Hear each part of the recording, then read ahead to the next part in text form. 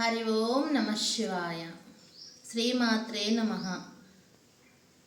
శ్రీ శ్రీ కనకదుర్గమ్మ స్వామి కాశీ విశ్వనాథ స్వామి దేవస్థానం శ్రీ శ్రీ శ్రీ రత్నానంద మాతాజీని మాట్లాడుతున్నాను.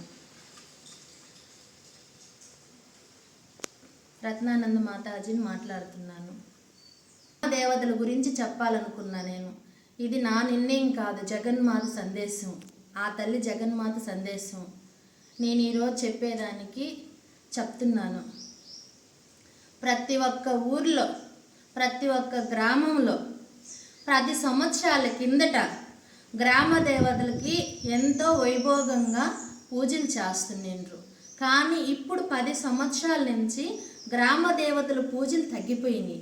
కాబట్టి గ్రామ దేవతల్లో శక్తి ప్రభావాలు అనేటివి తగ్గిపోయి ఉండే ఆ తల్లులకి. ఏ విధంగా అంటే, ఆ తల్లికి మనము పోతున్నాం, గ్రామ దేవత కాడికి ఒక టెంకాయ కొట్టుకుంటున్నాం. కానీ అది కాదు నాయన.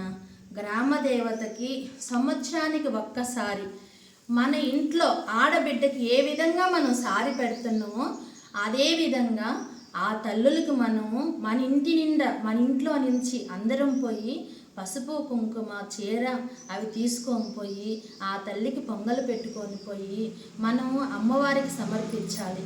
ఎప్పుడైతే మనం గ్రామ దేవతలకి పూజ చేసి వాళ్ళని మేలుకొల్పుతామో ఆ ఊరు, ఆ గ్రామం రక్షగా కాపాడుతారు.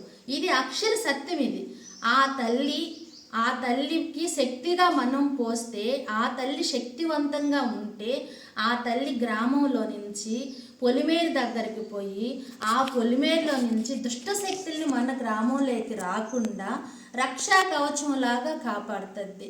కాబట్టి మీ అందరికీ నేను చెప్తుండా, ప్రతి ఒక్కరు సంవత్సరానికి ఒక్కసారి గ్రామ దేవతలకి పూజ చేసుకోండి నాయన.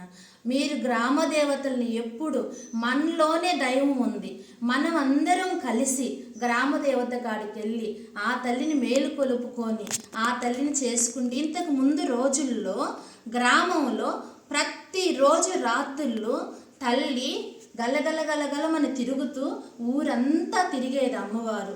ప్రతి ఒక్క ఇళ్ళని చూసేది ఆ తల్లి. 4 వైపులు తిరగద్ది, 4 పక్కలు పొలిమేరలు ఉంటాయి.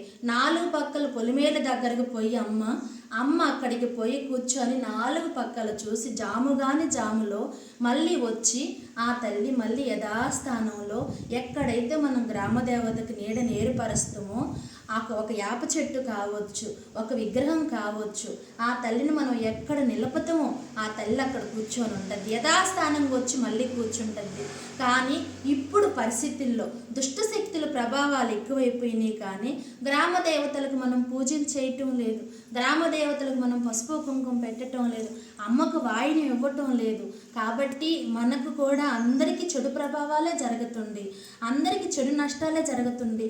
అదునులకు పంటలు పండటం లేదు, అదునులకు మనకి అన్నీ కూడా ఇబ్బందులు జరుగుతుంది. కాబట్టి గ్రామ దేవతలకు ప్రతి ఊరిలో కూడా సంవత్సరానికి ఒక్కసారి చెయ్యాలని ఆ జగన్మాత నాకు సందేశం ఇచ్చింది. కాబట్టి ఇప్పుడు నేను ఇన్ని సంవత్సరాలు, ఇప్పటికి నేను 20 సంవత్సరాల నుంచి ఈ మార్గంలో ఉందా. నేను యూట్యూబ్లో మాట్లాడాలి, చేయాలని లేదు. ఆ తల్లి జగన్మాత సందేశం కాబట్టి ఇప్పుడు నేను కొన్ని చెప్పాలి కాబట్టి చెప్తున్నాను. ఇంకా అన్నీ కూడా నాకు తెలిసినవన్నీ కూడా నేను మీకు చెప్తా ఉంటాను. నేను పుస్తకాలలో చూడలేదు, నేను చదువుకోలేదు నాయన. కానీ ఆ జగన్మాత తల్లి నాకు జానవుల అన్ని సందేశాలు చూపిస్తుంది. కాబట్టి నాకు తెలిసిన విషయాలు మాత్రమే నేను చెప్తుంటాను నాయన. ప్రతి ఒక్కరు దాన్ని ఆచరించి మీరు చేసుకోండి. హరి ఓం నమ శివాయ.